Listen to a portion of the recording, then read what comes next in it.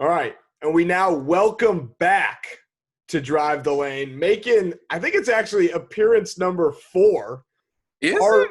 number 4, if you count the live show, it's appearance number 4. Our best friend, Tyvis Powell. Tyvis, welcome back to the show. Well, thank you for having me. I'm just glad that I can make a 4th appearance. You know, some people only get one shot at this, so for me to make it 4 times, I must be doing something pretty good. That's a great point. You're in rare company. I think you are the only 4-time recurring guest, which maybe don't gas me up now. Don't gas me up. Which maybe can lend yourself to be in the Drive the Lane Hall of Fame if there was one. All right, you know what? If you're gonna present me the Hall of Fame jersey, I'll take that. What would we give if we had a Hall of Fame, Andrew? What would we give out? Like a microphone, like a gold microphone? No, we want a Joey Lane, Ohio State basketball jersey. That's what we want. Yeah, every guest gets a Joey Lane basketball jersey, and I just saw this good idea. What if we gave out like gold pants too? Is there already something with that? Nice. That'd be nice. Tyvis, if you need a couple tattoos, you could just flip those gold pants for some tattoos. You know what? Back in the day now, pre-urban, you know, that's what they say.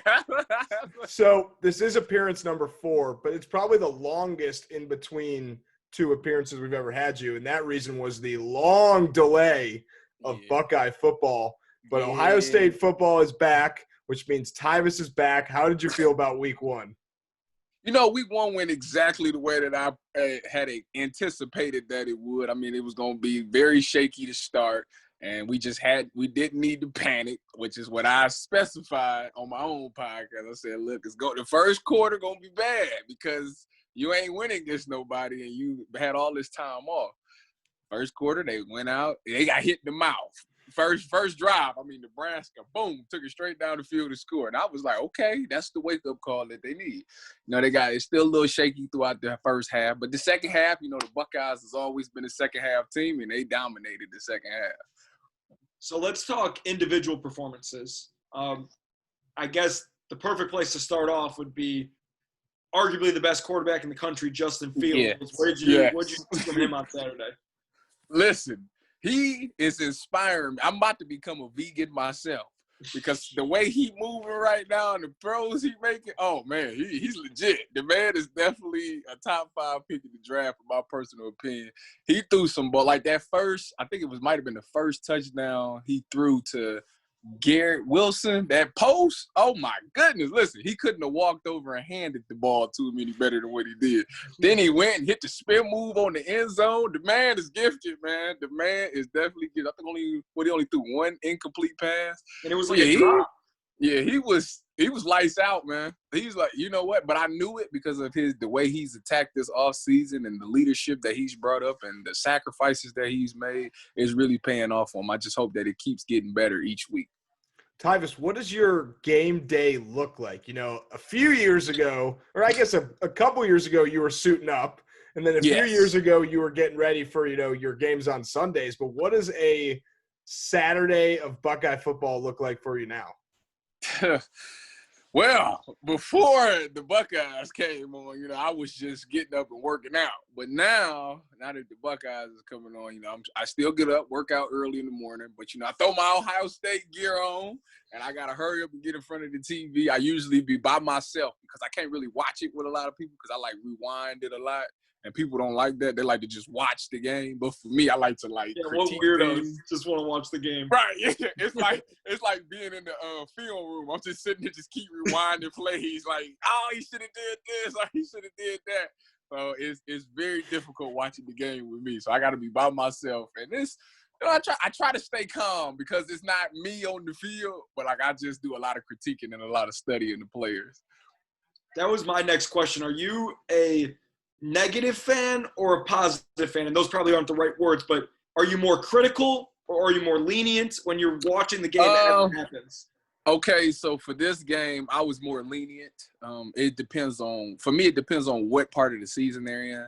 Like some of the stuff by like late in the season, it's a lot of stuff that I won't let fly late in the season because they should know everything and they should be playing well. They should be able to study their opponent and know what's coming. I already know the coaching staff is great, and I know they just need to stick to their game plans. So me knowing that thing, it makes me more critical of them in the end, like towards the end of the season. But right now, it was the first game. It was a lot of jitters going on out there. Some people made their first starts. So I wasn't too critical. Just some things that they need to clean up a little bit. Speaking of critical, I got a bone to pick with you. Oh man, what I do now? What's up with you launching your own podcast, man? You're stealing our listeners. You're stealing our audience. Wow, I would never do that. I would never do that. I wouldn't steal your list. We're sharing. Sharing is True. sharing. True. Tyvis, why don't you tell the fans a little bit about your show though, because everyone should check it out because it's great. Okay, yeah, I got my podcast with Jason. It's called No Cap Pod. We talk about a lot of stuff. We actually talk about we don't do politics because that's a very touchy subject, but we talk about all Buckeye sports. We roast the team up north.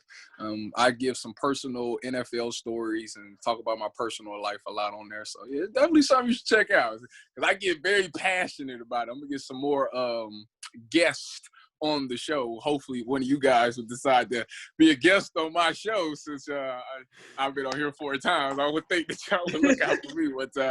But yeah, that's what's going to be moving forward. It's safe to say that, and I won't speak for Andrew, but I owe you one. When basketball I appreciate that. When basketball season comes around, I'll come on. We can talk some hoops, and I'll share some. That's what I'm talking about. I appreciate that. Yeah, absolutely. I'm about to go buy me a Joey Lane jersey, man. Get all this. I'm about to rock it on game day. It'll cost you a lot of money, and it'll take you 6 months to come from China, but it's worth it. I want one of them new ones, though. Them new ones look fresh. Yeah, you're a fan of those. Oh, yeah. That was nice. What did we agree on, Andrew? The red ones are just insane. Like, they're just We said that we like both shorts. And we really like the red jerseys. Yeah, the white ones. I like the white ones are a little like, it's just white jerseys. You can't really. Yeah. Creative. Let me say this while we're on this topic.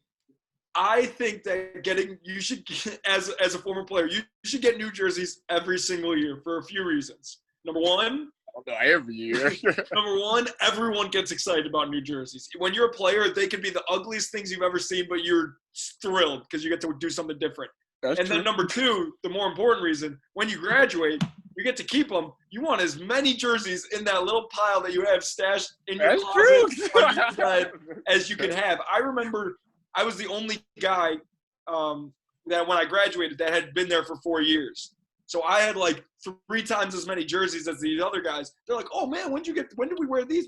I was like, "Yeah, no, that's for my freshman year. These are like the shorts are too big. The jersey, I have to tuck it in or else it goes to my knees. Like, that's the best stuff. It's like you get to see the transition of style, too. Like, we should get new jerseys every year. No, I mean, we're the best Nike school, right, besides Oregon. Like, hook it up. Yeah. Yeah, we are. It's a little bit different with football because you got the tradition and everyone likes the OGs. Yeah, you wear the OGs. But Ohio State started to adopt that a little bit where they have a new, fresh jersey for 1 game a year, right? I mean, I think it's right. Yeah. Tyvis, what was your favorite uniform? I liked the all white ones we wore against the team up north, that 2013, the one where I quote unquote saved the season. No wonder you like those. No, I really liked them. No, that all white just looked good, man. I don't know what it was. I like that all white like that. Yeah, no, I like them. I like when they add like the black stripe on the shoulder, to mix up. It really makes it. The ones we wore in the national championship game. Nice too. That was like, hey, Oregon, fuck you guys. We're the better Nike school. We're beating you in the national championship. I feel like we should have became the #1 Nike school from that game. I mean, 2 of your best Nike schools going at it and we win. I feel like we should get a benefit, right? While we're on the topic of gear and equipment, as a basketball player and also as just an athlete in general, I've always gone under the assumption that black shoes make you look slower, feel slower. Everything about black shoes make you slower. Do you think that as well? I don't know. I think I might You be know, in the they minority, but do. I don't think that because I like to wear I prefer to wear like all black accessories, but they do. It is something about white shoes that make you look fast. I don't know what it is, but the white shoes definitely. Because the thing is funny that you bring it up because I was showing my fiance a clip of a practice clip. This had to be like a couple years ago, and she was looking at me and she was like, "You look really fast," and I was like, "It's the white shoes." And she looked at me and said, "The white shoes?" I said, they say the white shoes make you look fast. I don't know why. And it showed up. I think that's really what it is. The white shoes just make people move fast. Seriously, though, like I remember in high school, I played basketball and baseball, and I would never get black shoes in basketball. Never, ever. But in baseball, I was like the only guy who got white cleats because I was like, I want to look fast. Like, something about it. It was all because – I think for me personally, it's all because back in middle school, I went to an overnight basketball camp, and it was outdoors. So like my dad was like, we should get you outdoor shoes so you don't ruin your indoor shoes. So I'm like, okay, great. And I had a gigantic foot, like size 13 in 7th grade. So Seventh grade? Yeah, and I'm still size 13. You know what they say about you know what they say about big feet, right? Big feet, big meat. Big meat, that's what they say. But anyways, we got to keep. I was going to say big shoes. This is a family show. You said it. I was going to say big shoes. A family show. No, but so we went to none other than Dick's Sporting Goods, and the only shoes we could find were these like Adidas, like whatever, and they were black. And I was like, all right, I guess I have no choice. And then I think maybe it turned out because my feet were too big for my body. Maybe that's why I look slow. But since then, no, thank you. No more. I don't mind. I just black, man. You gotta have the right colorway because you can't just do just all black. Like well, exactly. Some people put like some good like they do the Nikes when they customize them themselves and they do like the Nike checks and stuff and they add color to them. I think them be sweet sometimes. Oh, there's no doubt. Looks wise, like my favorite shoes, like now that I wear around, like give me the Bread Jordan 1s like any day of the week. Those are the best shoes ever made. That is a very quality shoe. Exactly. but like I don't know. There's something even at Ohio State, like we never got we got black shoes like a couple times, and I remember being like, yeah, y'all really don't. I look so bad. Like it's just me. I think it's just me. I just look slow on you got to be able to pull them all off. You got to pull any look off. I know. Tyvis, I got a couple more Big Ten football questions for you, but first I have a much more important question to ask first. Okay. Which one of these guys would be more likely to jump in the Zoom with us right now if you sent them the link? Zeke or Richard Sherman? Oh, sure. Sure, for sure. Follow-up question. Why not send him the link right now? We could have a great convo with him. Ask him about the cleats. Because they in California and I don't know what they're doing right now. I haven't spoken with him today. That's why. What day is it in California? Is it like Friday already? No, it's Tuesday. They should be off, but see, Sharon be having like a bunch of business stuff. He'd be like always taking business calls on Tuesday, so it'd be hard with him. He's busy negotiating his own contract right now. Yeah, that too. He got to get on the field to have some leverage on his own contract. I feel bad for him that his Achilles is hurting him like that. All right, so go ahead, Joe. I mean, we could shift to the NFL unless you have a couple more college questions, Andrew. Well, I was just wondering what you think about this Indiana team and then kind of also the Penn State team who Ohio State's got this week. Well, see, Indiana's always been they always been like a good team because they get like, I wouldn't say they get the big time recruits, but they get like the recruits that quote unquote the big schools don't want, which then they get there and they work hard and it motivates them to go really hard against the big name schools. So for example, they always play they play Ohio State tough every single year. Well, not every single year, but usually they play them tough because to them it's like their Super Bowl. So I feel like with the Penn State, they probably looked at it like that, and this was the pandemic year. They had a chance to everybody didn't get a chance to really practice a lot and do all that stuff because of the pandemic and stuff. So it's a year that all the teams that was on the brinks of being good is actually have a chance to upset teams because they probably took it more serious. I don't know. It's just a lot of stuff that goes on. A lot of teams be like, oh, we're Penn State. We're good. We don't really need to train now. We're just going to out-athletic or our athletes is better, I should say. That's definitely a word, though. You're good. We can use that. Out-athletic. Y'all know what I'm trying to say. Anyways, and they went out there and they caught them sleeping like that. So that's why you can't take no team in the Big Ten lightly. But that's not just the Big Ten. That's like that with the SEC because I felt like that with what's that team? I want to say Mississippi State. Didn't they? Who Mississippi State beat? First game. Yeah, they beat them. Also, Missouri beat LSU. So don't forget it that my Missouri Tigers are 2-2 and are the hottest team in the country. What is Missouri's record right now? 2-2, but the wins are 2 in a row. So we're really 2-0 so in the last 2-0. They rolling right now, huh? That's what you're saying? Exactly. All right, last Big Ten question, and then Joey, I'll let you take the floor. But last Big Ten question. Do you think Indiana, Michigan, or Penn State is the biggest threat in the regular season to Ohio State this season? The biggest threat to Ohio State in the regular season is Ohio State. If they got to go out there and just continue to dominate. If they try to take teams lightly, that's when bad things happen. It's all about their own mentality. But if I had to pick a team that I would be scared of, I wouldn't say scared of. I could see, being a good game.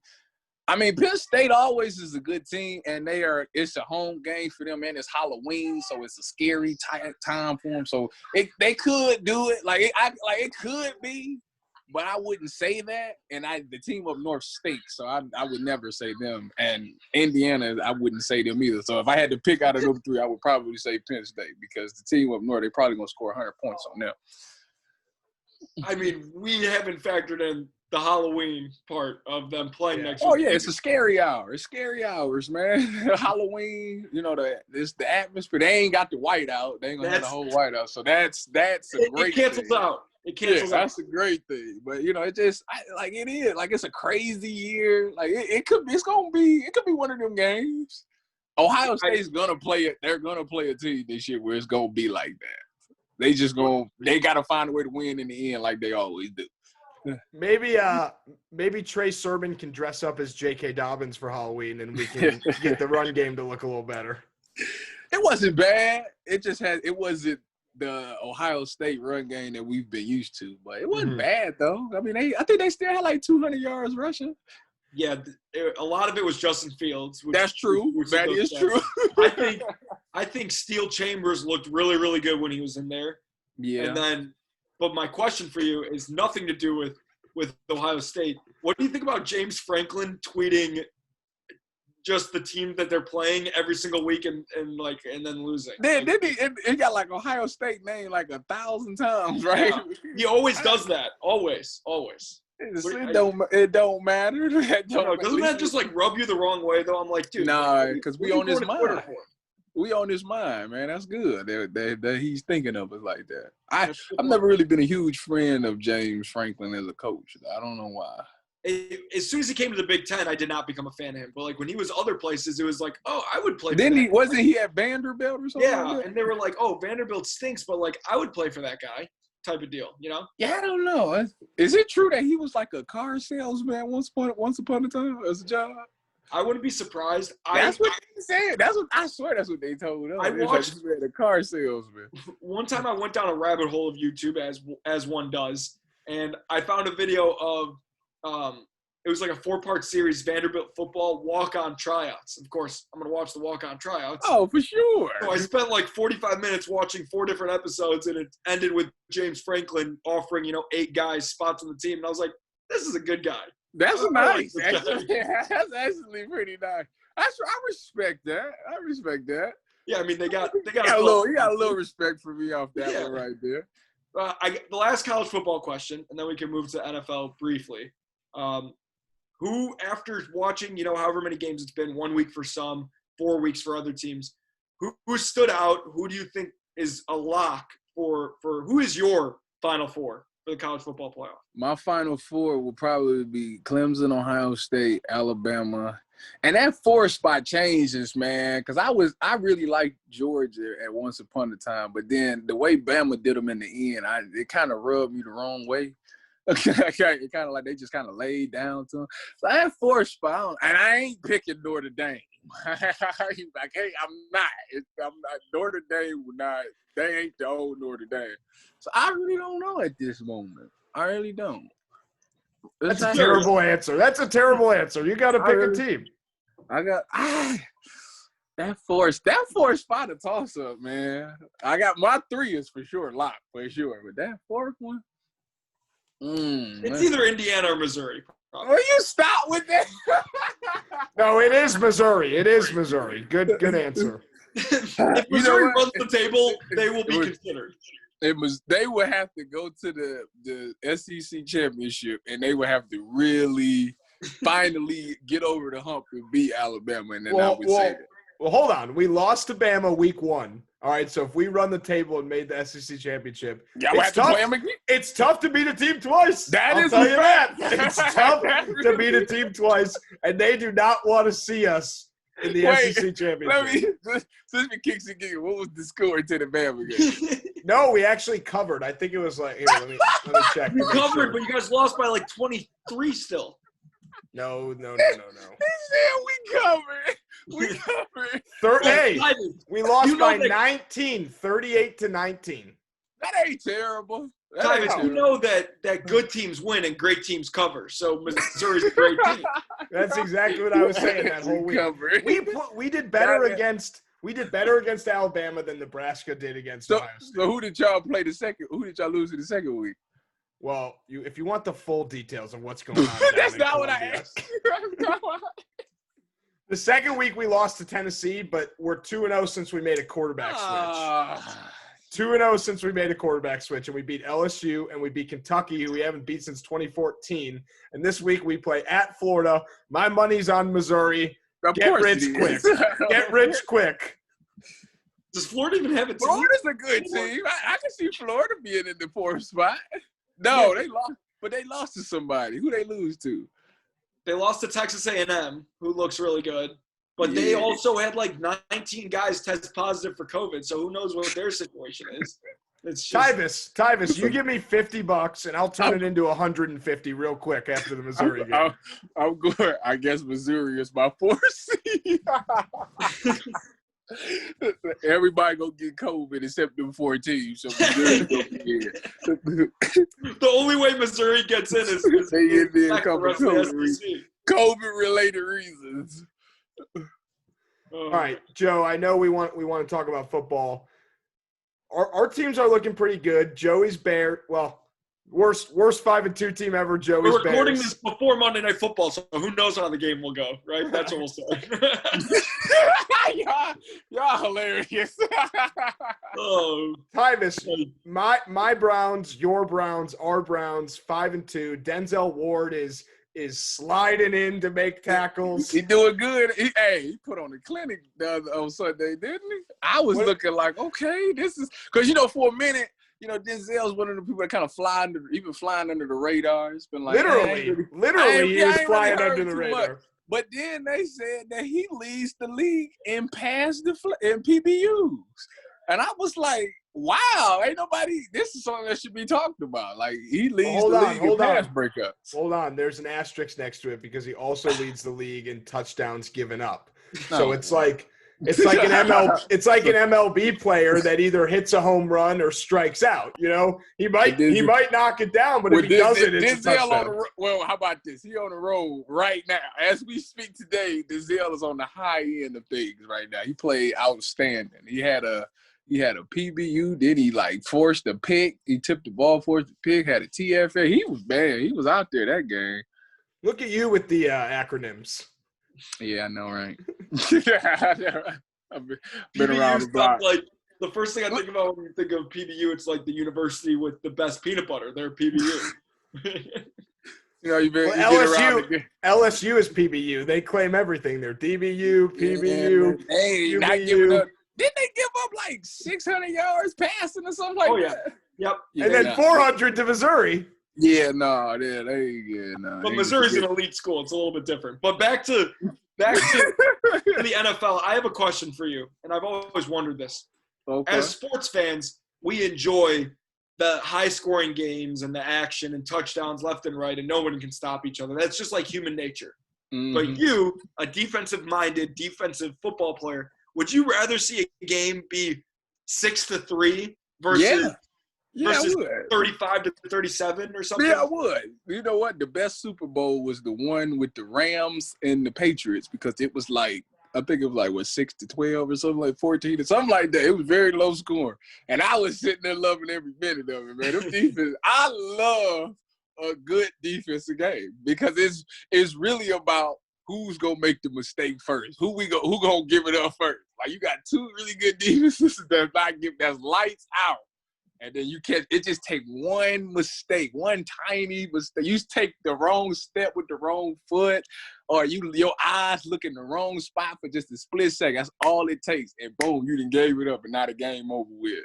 Like that's football. Coming to see somebody just throw up a gill for 500 yards passing and throw up all these deep balls, it makes me so mad.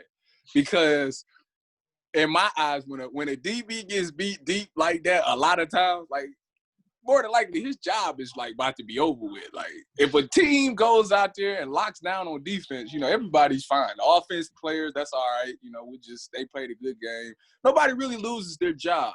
But a DB give up like that many yards, they getting fired. So I don't like seeing that. So it's kind of like I like defenses to play really well. Like, you train all your life, and the game plan is perfect. You just gotta go out there and execute. And all you gotta do is do your job and focus on your job. And if you see everybody doing their job, it's just an elite performance. So what do you think about the mantra that good offense always beats good defense? That's a lie. That is a lie. I don't know who came up with it. That's a lie. We came up with it. Everybody knows defense wins championships. Okay, that was my next thing. What about defense wins championships, but then the 49ers lost last year and the Chiefs won? But that's the thing, though. They was winning the whole game. And you know what? Why did they lose? Because one bad play. One bad play. My boy E-Man was supposed to play everything. When you play the Chiefs, you got to always play deep to short. And what happened was my man E-Man was in cover 3, and he was supposed to go run back to the thirds. And what happened was his eyes locked in on the receiver that ran I think he ran maybe a dig or something.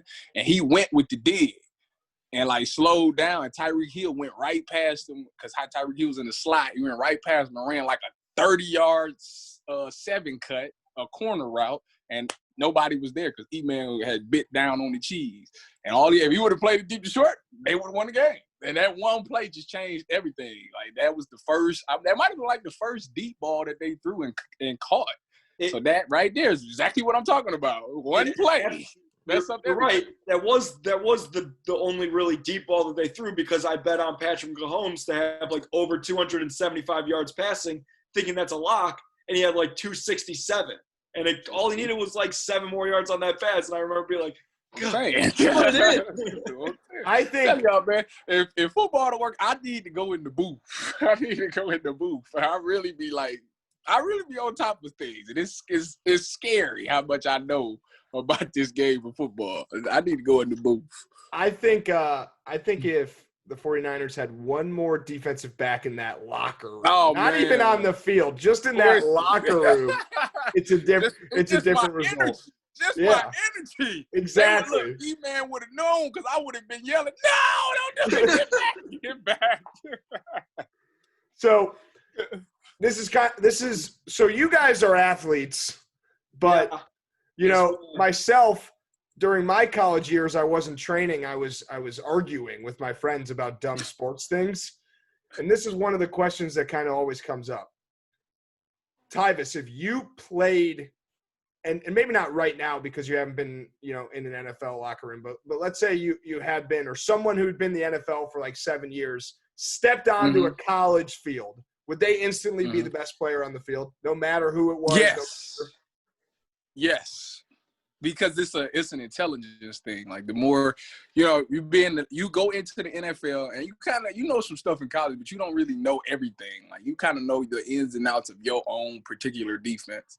But when you get to the league, it's like different. Like you understand what offenses are trying to do, and you understand the things of the game. Like you know what you need to defend. You understand your defense's weaknesses and stuff like that. So you know how teams are going to attack you. And you're going against the elite talent. Now, in college, some people get scholarships that not really that good or don't never pan out. But in the league, a lot of people are pretty elite. Like, it's the best of the best. And you're going against that every single day. So when you go to college, it's kind of like, some people are D1 athletes. Some people aren't D1 athletes. Some people, are gifted, and some people just got lucky. And it's just, when you go to the league, everybody's good. And when you come back to college, it's like you can figure out who ain't and who is.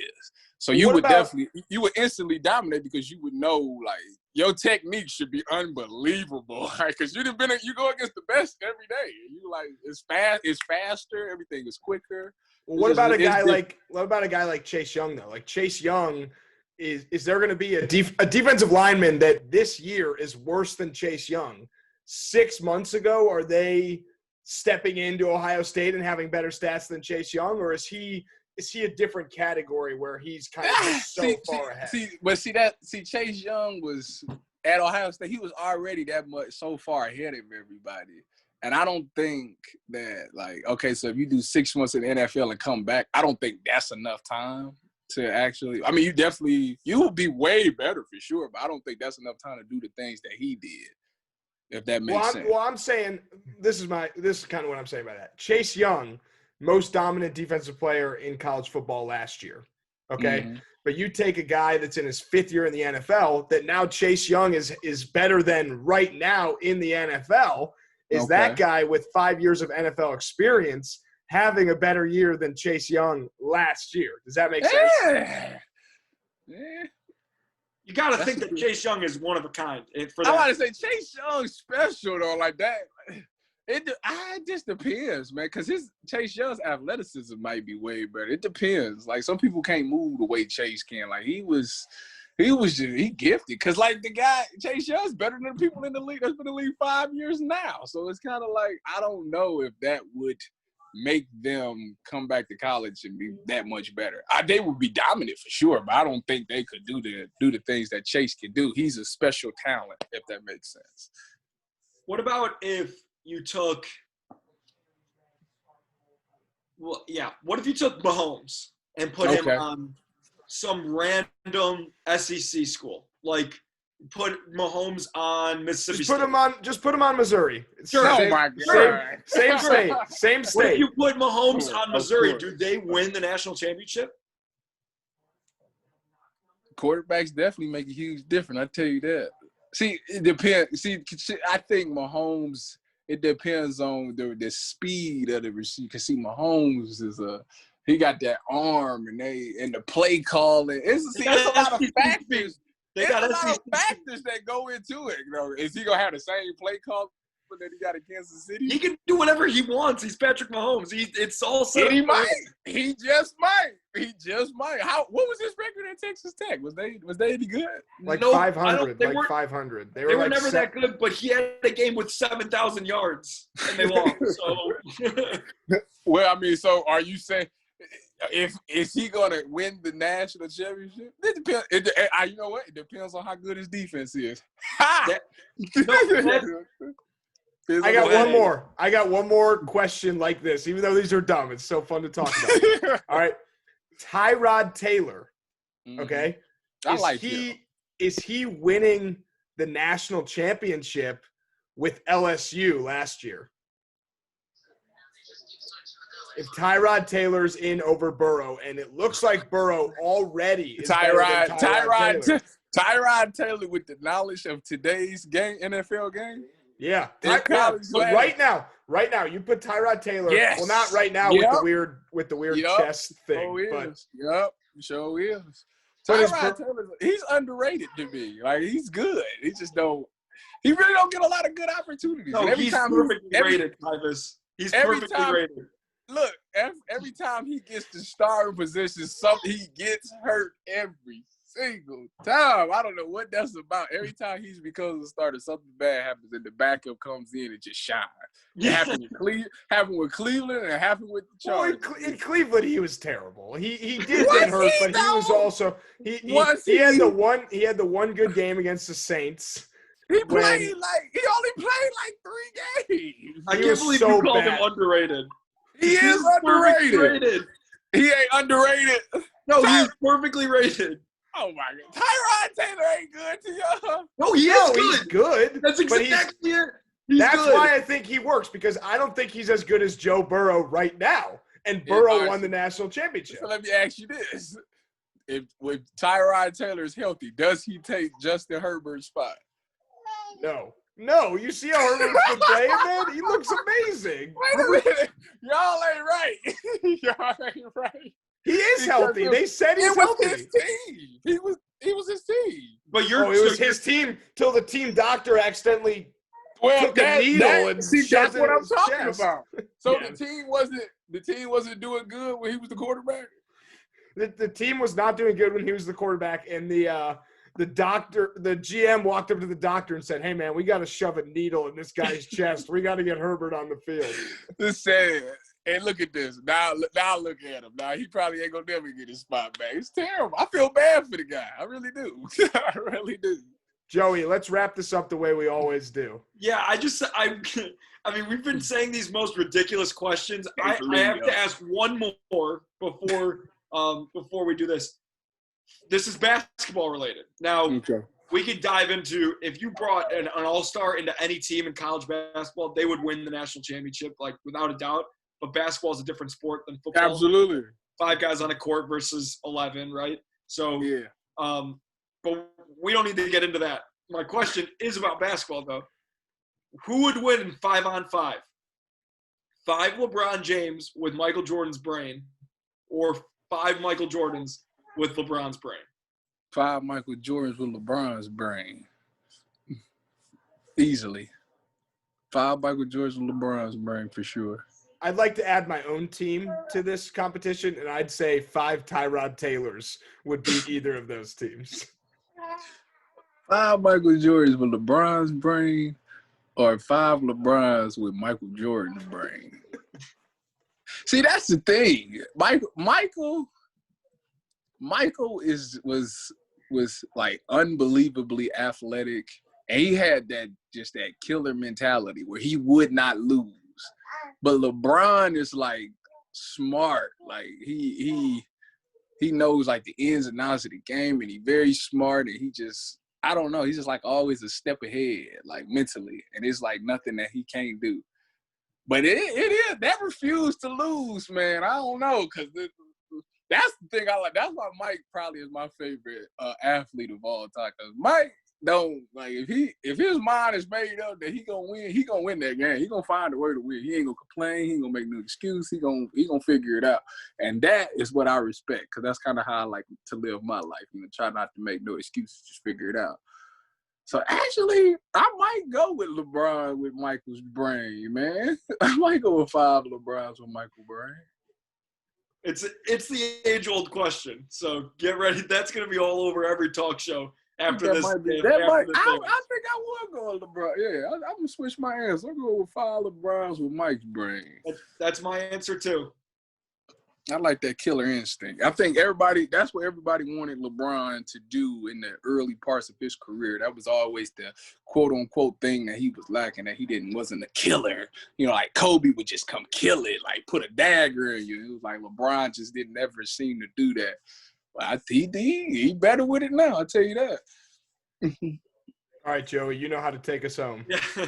All right, the real last question. And I think we've probably done this with you before, but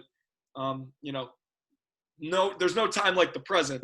The last question is, do you have any questions for us? We're giving you the floor. You are a podcaster. You are a professional podcaster yourself. So you've had practice for this moment. Do you have any questions for us? Yes. Well, my first question is, Andrew, how is the new network coming? Oh, I appreciate that. The network is going well. We got your buddy Joshua Perry on the show. Yeah, I know that. How's the Cincinnati one going?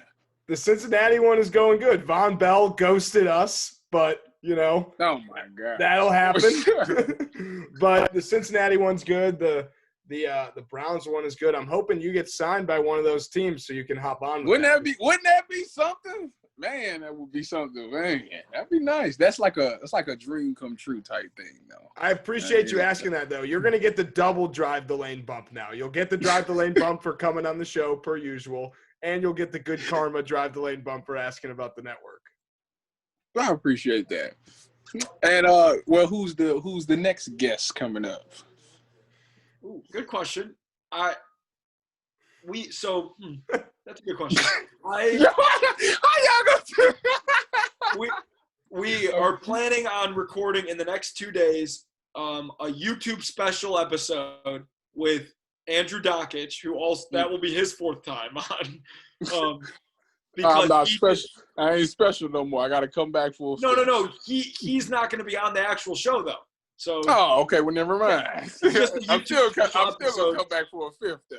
Yeah, he's leaving Ohio. He's leaving the Ohio State coaching staff and going to Elon. So we're going to give him a little special goodbye tribute episode for him.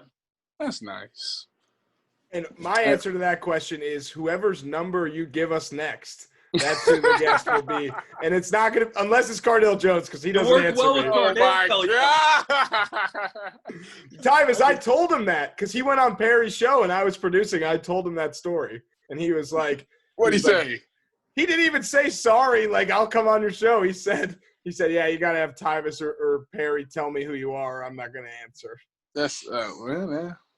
You should have said, well, you know who I am now, so what's up? That's what you should have said. You gotta get aggressive with these kids, man. You can't let these kids run you. You gotta tell these kids, listen, you know who I am now, so what's up?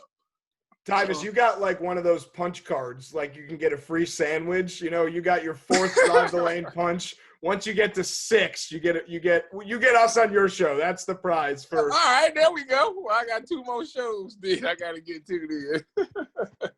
No, but in all seriousness, man, thank you for coming on. Joey, I know he said he'd be happy to go on for all things basketball. I'd be happy to come on your show for all things anything. We always love chatting with you. Happy everything's going well, and we'll see you on an NFL field soon. I'm feeling it. I appreciate it. Lord knows I'm ready. Boy, I'll be sitting down in the basement ready to go. I'm just ready to run through the wall. I got to get out there and show my talents one more time. I got to get out there and show my greatness. Make one of these scouts be like, oh, man, he's a genius for bringing Tyvis in. That's my plan. Make somebody real proud. Des Bryant got signed. You're next. Hey, AB did it. JS did it. I think it's time, man. Tyvis Powell will be the next big day. As soon as we hop off this, we'll get on the phone and call all the GMs we know. It worked the last time. The last time we talked, it did work like a couple weeks later, I was gone. It did work. Well, it'll work again. Tyvis, appreciate you, man. Always a blast. We'll talk to you soon. Appreciate y'all. Y'all take care. All right, Absolutely. see ya.